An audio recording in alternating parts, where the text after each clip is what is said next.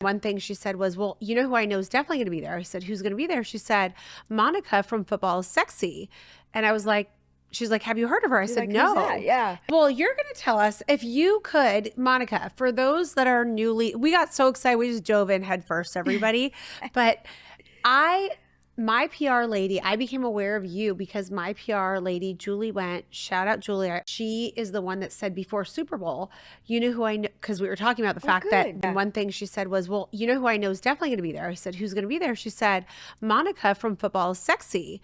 And I was like, she's like, have you heard of her? I said, like, no. "Who's that?" Yeah. And she said she has a podcast. And I was like, done. Like, I'm a podcast whore. Yeah, I will I love totally it. like, let's go podcast. So I started consuming your content and I was like, I just love the brand. And then I loved that you seemed like really like you knew what you were talking about and you were interviewing players. And I was like, that's someone I'd love to meet. So she brought you over to our booth whenever, however that all happened. And so that's how I was aware of you. So shout out, Julie. Can you tell us about how this came to be, this podcast, and what is the essence of it?